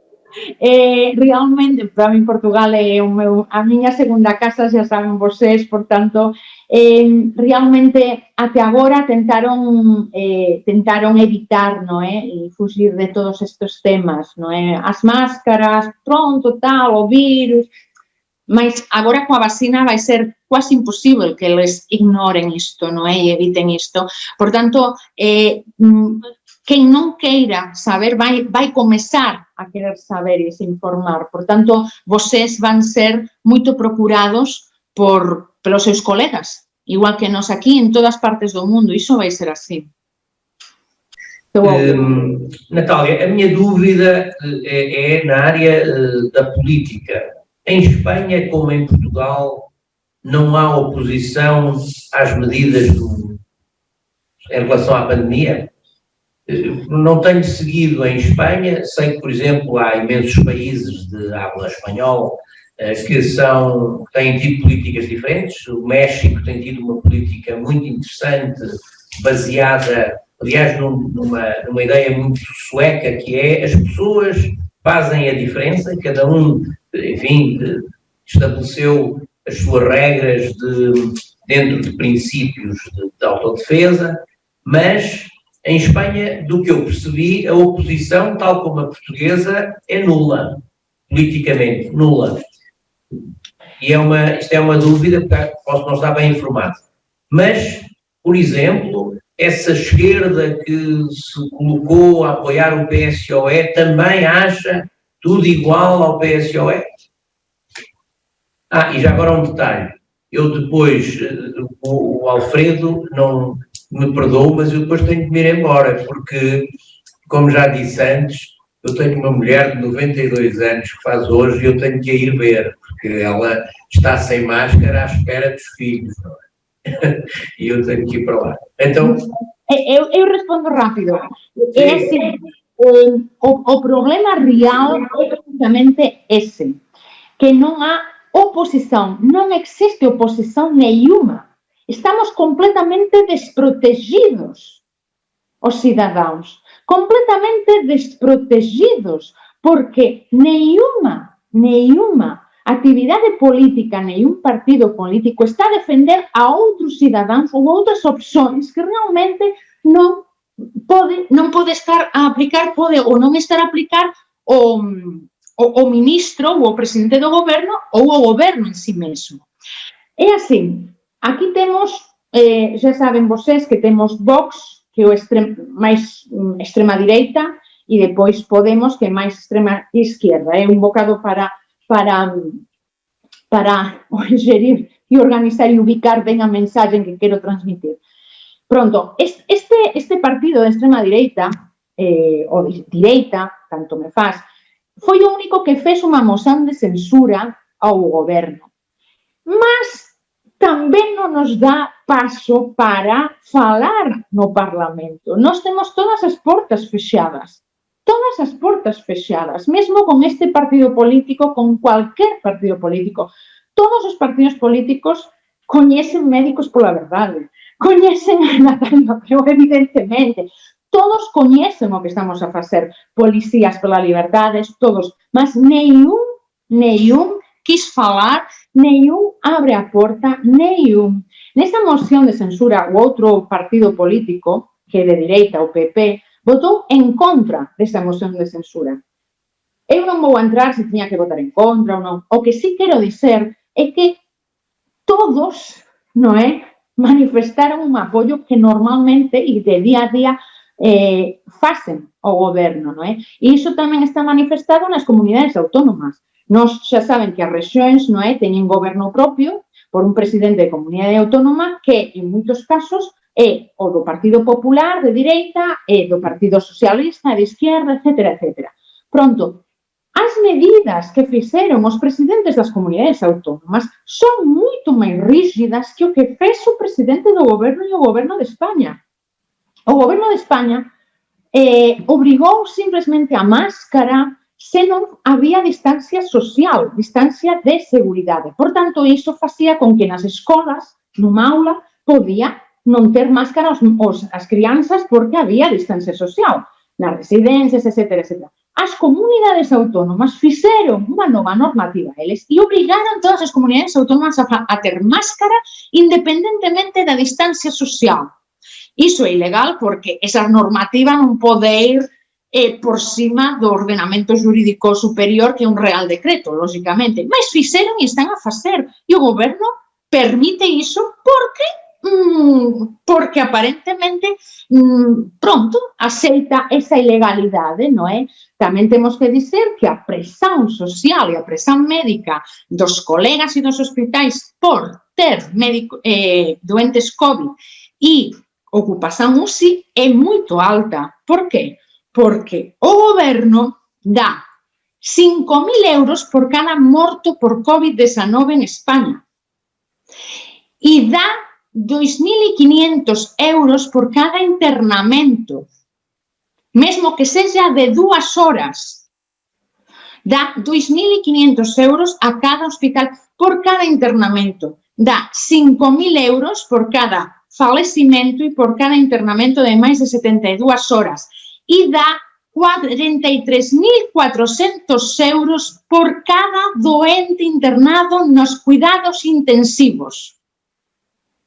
43.400 euros por cada doente. Isto é información que está públicamente exposta no Boletín Oficial do Estado de España do día 4 de junho de 2020. E vocês son colegas como eu e vocês saben o que é traballar nun hospital e o que é poder internar ou non os doentes e o que é ter máis facilidade ou menos facilidade para ingresar ou pôr un doente nos cuidados intensivos ou non. Vocês saben, igual que sei eu. Portanto, iso é a realidade. A minha pergunta era voltando um pouco atrás na história, e isto é uma preocupação mais pessoal e agora fora das questões mais médicas, que é possível nós definirmos ou percebermos a origem do vírus tem uma origem natural ou não tem uma origem natural? Isto é uma questão que se colocou logo no início e que deixou de ter qualquer peso na comunicação a todos os níveis. E visto que em Espanha, cá em Portugal, naquilo que se vai sabendo a nível da Europa, sobretudo dentro da nossa comunicação, existem uma série de incongruências que nos podem levar a suspeitar sobre a origem benigna ou maligna de toda esta situação. E, no meu ponto de vista, nós compreendermos se a origem do bicho é realmente do pangolim ou não é do pangolim, ou de onde é que ele vem, se calhar ajudava-nos a perceber melhor as intenções por trás de tudo isto. E era esta a pergunta que eu gostava de deixar. A primeira tem a ver com esta coisa da lei laboral poder ser uma porta de entrada para pisar ainda mais a Constituição do que tem sido feito até agora. Portanto, a sugestão que fez de que as empresas poderão obrigar é absolutamente assustadora, até para o funcionalismo público, para os professores, por exemplo, para a vossa classe, etc. Mas também no privado. Há privados que seguem à letra aquilo que é decidido no público. E eu trabalho na Gulbenkian e sei como é que é. Portanto, a lei laboral poderá ser uma porta de entrada complicada e a minha pergunta tem a ver com os laços que vocês entendam ou não se estabelecer com os advogados pela verdade e, enfim, alguma força que seja possível fazer nessa conjunção. A segunda pergunta tem a ver com a questão da poluição eletromagnética, porque normalmente os médicos, pelo que eu percebo, não têm muita formação nem informação nessa área. Eu não sou médica, a minha área é as humanidades, mas sigo com muita atenção estes temas todos há muitos anos e sabe-se que as micro-ondas, ou seja, as altas frequências, mantêm stress oxidativo elevado a vida, os corpos vivos, não é? E, portanto, a insuficiência respiratória é uma consequência conhecida da sujeição ao 4G, quanto mais ao 5, que será absolutamente contrário à vida, incompatível com a vida humana, e portanto não sei se é uma questão que também, sobre a qual elaboram. A minha terceira área tem a ver com aquela coisa do Béchamp contra o Pasteur, o terreno é tudo, o vírus não é nada, ou seja, é na imunidade que é preciso insistir e trabalhar. Tem sido absolutamente, escandalosamente ignorado por aquilo que é, enfim, passado à população. E eu sei que na medicina que praticam não é necessariamente um postulado dos mais frequentes e afirmados, ou se calhar estou enganada, ou será para uns e não para outros colegas vossos estão assim, mas de facto, na minha percepção e na minha experiência como utente, o terreno é tudo e o que vai de fora é quase nada. Pronto, era só. São 3 coisas muito grandes, eu sei, se não puderem, não respondem, mas queria deixá-las todas. Peraí, deixa eu ver o Tiago. Eu também tenho 3 perguntas, mas vou tentar ser rápido. A primeira é sobre jornalismo. Eu queria perguntar muito concretamente se tem programado, planeado ou até já em curso algum processo que vise os órgãos de comunicação social, eventualmente a ERC, eventualmente o Sindicato de Jornalistas, eventualmente a DGS, e vou enumerar muito rapidamente. O que é que nós vemos ao fim de 8, 9 meses? Mortes por Covid, em vez de ser mortes com Covid, porque não é a causa. E isto é a doutora Graça Freitas que disse, mas os mídias continuam a dar mortes por Covid. Segundo, dão o número total de casos, em vez de chamarem total de resultados positivos, já todos sabemos dos PCRs. Terceiro, apresentam sempre primeiro o total de casos, os 300 e tal mil agora, que é o acumulado, em vez dos casos ativos. Claro, depois dão os casos ativos, mas começam por meter medo com o acumulado. Quarto, falam dos recuperados, mas estes recuperados, muitos deles nunca tiveram doentes. Como é que uma pessoa recuperada é basicamente, foi carimbada e deixou de ter carimbo, mas muitos destes não estão doentes nem infectados.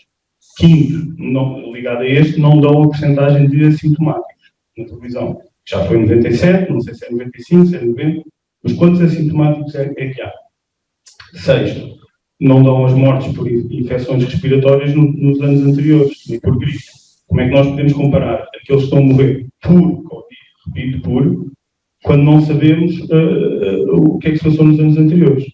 Nomeadamente os números de gripe. Toda a gente sabe que a gripe desapareceu. Não foi em Portugal, foi no hemisfério sul durante o nosso verão, foi o inverno deles, e agora está a acontecer também, mas os médios também não falam disto.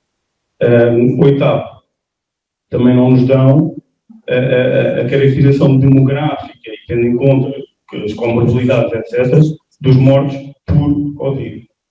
Nono, também não frisam, este é o nono, mas é talvez o mais chocante, a mortalidade total. Continuo a falar só de mortes Covid, quer dizer, a mortalidade total diária, e ligada a isso, a mortalidade excessiva face aos anos anteriores, é completamente ignorada. Por último e décimo, a mortalidade total e excessiva comparada com outros países.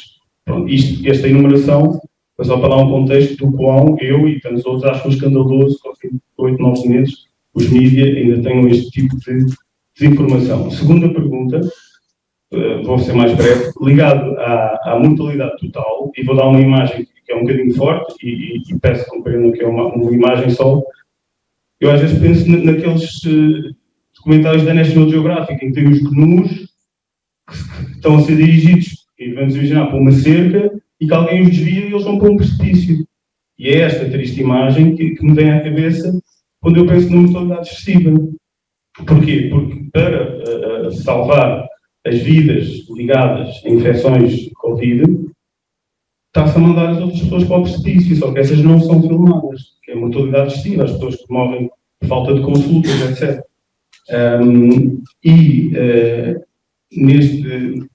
Neste sentido, eu gostava de comentar assim brevemente o que é que nós podemos concluir, porque há dados que mostram em Portugal a mortalidade total excessiva está cerca de 13% acima da média, na Suécia está apenas 3%, Portugal está mais ou menos em 12º, isto é só um gráfico que tem circulado. Há mais 10 países acima de Portugal e abaixo dos 20%, e depois há a Espanha com 27% de mortalidade total a mais do que nos anos anteriores. E a minha pergunta é, o que é que nós podemos depender disto? Porque provavelmente alguma coisa podemos depender, porque acho que todos concordamos que todas as mortes, todas as vidas contam. E ainda mais precisamente a terceira pergunta. Tendo em conta isto tudo, e sendo, a meu ver, a grande preocupação de quem defende as medidas atuais, o esgotamento das UCIs e ter de fazer a escolha dramática, que obviamente é muito dramática, de ter ou não ventiladores ou camas, e apelando mais uma vez com o devido preâmbulo à tal imagem dos menus a irem para o precipício, se houvesse tempo, como é que sucintamente poderiam descrever uma abordagem alternativa que abordasse o facto de realmente Portugal é o país da Europa com menos camas por 100 mil habitantes, ou 4,5 mais ou menos. Curiosamente é o mesmo que a Suécia, lá está, num dos gráficos que anda a circular, eu não posso confirmar, mas também ouço dizer que a Suécia tem capacidade para triplicar, não sei. Sei é que a Alemanha tem 6 vezes mais, e obviamente eu, que sou bastante crítico do que está a ser feito, eu tenho que aceitar que realmente, que por um lado, há algum risco solástico e as pessoas tenham essa percepção e assumir. Portanto, essa pergunta era, o que é que vocês sugeriam a alguém que está com muito medo, e nomeadamente aos governantes, como é que sugeririam gerir? Vamos começar. Ok, relativamente àquela pergunta da origem do vírus, portanto, foi praticamente hoje em dia parece que está de parte aquela história do pangolim e do vírus zoonótico. Então, quer dizer, que é o vírus. Houve, logo no início, houve outra hipótese que foi propalada e até foi falada na altura e ridicularizada. O Prémio Nobel, o Luc Montagnier, quando falou, podia ter havido uma fuga não intencional de um laboratório, nomeadamente o tal laboratório de Wuhan. Portanto, ficou. Depois, curiosamente, como disse, nunca mais falou sobre o assunto. Eu acho premente realmente sempre saber a origem do vírus. Até porque há outra coisa. Portanto, nós estamos entre esta coisa do zoonótico e da fuga do laboratório. E ficou, e nunca mais falou isso. É exatamente o que eu sei.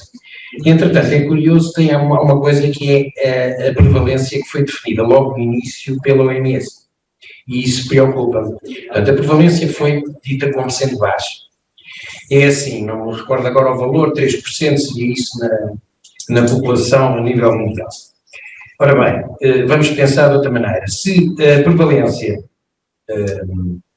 fosse mais baixa, aliás, mais alta, fosse mais de 3%, isto poderia dizer outra coisa. Queria dizer que o vírus era mais antigo. E se a prevalência fosse mais elevada, também, mais do que os tais 3%, também poderia querer dizer outra coisa, é que a mortalidade era muito baixa. E, portanto, mantém-se a narrativa do valor dos 3%. Isto é uma coisa importante. Relativamente às 3 perguntas que fez, a da lei laboral, obviamente, que nós não somos peritos em lei laboral, mas temos que falar com os advogados, pela verdade, porque isto é uma coisa premente e perigosa, relativamente. E relativamente à imunidade, que foi outra pergunta que falou. A imunidade, até agora falou-se sempre da imunidade humoral. Tem-se insistido nos sorológicos e nos anticorpos, quando parece que para esta doença o mais importante é a imunidade celular. É difícil de investigar, mas é aí que nós vamos ter que nos focar. Em relação à parte da lei laboral e à nossa parceria com os juristas da faculdade, essa parceria é real, existe e provavelmente eles já estão a tomar ações das quais temos conhecimento e provavelmente quando a coisa começar a ser, como há bocado a Natália disse, a ser demasiado evidente, outras medidas e outro galo cantará, porque isto não pode ficar assim. Nós temos uma Constituição que ainda é válida, ainda estamos em democracia e temos os direitos humanos que também têm que ser ressalvados e têm que ser considerados. Em relação ao 5G, o 5G, o nosso silêncio em relação a isso prende-se com algum estudo que estamos a fazer a esse respeito. Não estamos a ignorar essa questão, estamos inclusive em contato com o Dr. Hugo, agora não me lembro do sobrenome dele, que nos tem fornecido bibliografia e iremos em breve voltar a reunir com ele a esse respeito. O homem é ele e a sua circunstância, o meio físico, social e ambiental não são de ignorar, nunca foram nem nunca serão, em termos de saúde individual e pública, e penso que essa abordagem virá a seu tempo, se calhar já tarde demais, como tudo no nosso país, mas na nossa parte nós não estamos a ignorá-la, estamos sim a estudá-la e daí o nosso silêncio. Depois, em relação à imunidade, há a imunidade celular que o Griffin publicou e já em maio um trabalho, um RCT e uma meta-análise de alta qualidade que demonstra existir uma imunidade celular entre 20% a 60% da população, portanto a imunidade de grupo já existe. Isto remonta-nos outra vez para a utilidade ou não das vacinas. E depois existe a teoria de que a mortalidade, ou a teoria não, a evidência de que a mortalidade não se combate nos hospitais, combate-se fora dela, previne-se. E a doença também se previne. E é notório a negligência, porque eu não me encontro outra palavra, absoluta das nossas autoridades de saúde em relação à prevenção para a saúde, em particular neste caso. Quando se lê as recomendações para o outono e inverno, como eu disse, da DGS a respeito da Covid-19, ela está absolutamente centrada na doença, não diz nada, não tem qualquer tipo de recomendação na tentativa de profilaxia, o que é que cada um de nós individualmente e como pessoa pode fazer para se fortalecer, porque ainda por cima isso é válido para esta infecção respiratória e para todas as outras. Pronto. Isto agora leva-me às respostas ao Tiago. E em relação, é assim, estas perguntas já foram todas feitas, já foram feitas à DGS, já foi numa carta escrita, já foram postas em comunicados de imprensa à imprensa. O interesse na resposta ou no interesse em procurarem outras questões é evidente. As perguntas que nos fazem, eu já fui entrevistada 2 vezes, são sempre as mesmas, e a OMS e a OMS, e não querem saber de mais nada, e nem sequer compreendem que os números têm que ser contextualizados, que positivos não são casos, que deviam, mas isso tem a ver com a sensibilidade também da sociedade civil. A sociedade civil não age, não atua, não exige. A sociedade civil devia exigir quantos assintomáticos desses positivos é que são, quantos ficam em casa, quantos acabam nos cuidados intensivos. Isso não é perguntado, portanto não é respondido. E depois, claro, que se fazem uns teatros que se assistiu recentemente, de chorarem, só um tipo de mortes, como se todos os outros não importassem. E o problema é esse silêncio assustador. E eu acho que, volto a dizer, não só a comunidade médica, mas principalmente a sociedade, devia exigir que fosse respondido do que é que morreram os 8.000 e tal, não Covid. E também, se calhar, é possível, porque isso é possível fazer, os tais que morreram por Covid, quantos é que morreram com? Eles sabem quantos é que morreram com. Porque, de facto, a maior parte dos mortos Covid não dimana das unidades de cuidados intensivos. Em relação aos cuidados intensivos, essa gestão é complexa, remonta já a uma sucessão deles na gestão do Serviço Nacional de Saúde, que não cabe aqui falar, mas há um assunto que se calhar valeria a pena ser ponderado e refletido, e que um dos membros dos Médicos pela Verdade de Portugal aflorou. Ele fez uma sequência de 4 vídeos acerca da pandemia e no último vídeo aflora esta questão. E esta questão é fundamental e tem que ser analisada desapaixonadamente pela classe médica. E na minha ótica não foi abordada da forma certa. Ou seja, por exemplo, na Bélgica, na Alemanha, na Dinamarca, na Suécia, existem critérios para se internar e se investir num doente em cuidados intensivos. E esses critérios são oficiais, não é posto o ónus da decisão ao clínico. Portanto, há uma norma.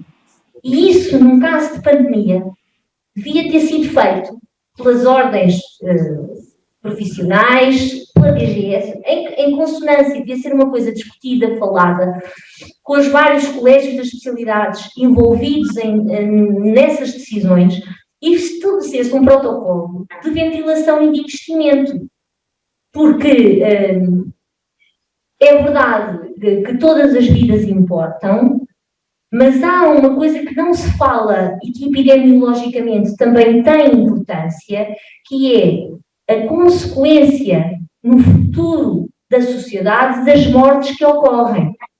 Ou seja, quando a mortalidade é primordialmente em gente jovem, a repercussão futura dessa mortalidade é superior à repercussão futura quando uma mortalidade acontece acima da esperança média de vida. Não significa que as mortes sejam menos importantes ou que mereçam menos ser choradas, mas quando falamos em gestão, em política e em saúde pública, isso é tido em conta e deve ser tido em conta e não está a ser tido em conta. O que é que se passa? Qual é o investimento? Quais são os critérios? Aquilo que há bocado o Diogo dizia, há hospitais a trabalhar bem, há outros a trabalhar menos bem, não posso pronunciar muito mais. Pronto. E qual era em relação à... Pronto, também já respondi, em relação à mortalidade, não é? A mortalidade é exigível pela classe médica, exigível pela sociedade, principalmente, esta é a minha luta, parece que os nossos concidadãos estão amorfos e adormecidos, que sejam explicados os tais 8.000 e tal mortos excessivos, porquê? Porque é que aconteceram, como é que aconteceram? Se não se conseguiram atribuí-los ao Covid, porque é que essas pessoas morreram em excesso? E em relação à gripe, ela não desapareceu, não está a ser feito o diagnóstico diferencial e não tem a ver com as máscaras, até porque o vírus da gripe tem a mesma dimensão do vírus Covid e, portanto, se protegesse contra a gripe, também se protegia contra a Covid e não haviam sucessivos casos positivos. Portanto, não existe gripe porque ela ganhou provavelmente outro nome, está esquecida, não está a ser contabilizada, não sei. Isso é uma responsabilidade, e volto a dizer, uma questão que tem que ser posta às autoridades de saúde e exigida pela comunidade em geral, pela sociedade, pelos cidadãos. Espero ter respondido. Pronto, acho que não há mais perguntas. Portanto, agradecemos a todas as pessoas que estiveram presentes, tanto nas redes sociais como na sala do Hotel Mundial, que ainda é de lá que está a ser feita esta emissão. Agradecemos a presença de todos e, sobretudo, o interesse em se apoiar a verdade e se lutar para que ela sempre seja a que motiva as nossas vidas. Portanto, obrigado a todos. Um bom resto de dia e pronto, até à próxima conferência de imprensa ou às próximas ações dos Médicos pela Verdade de Portugal. Obrigado a todos. Obrigada a todos. Obrigada a todos.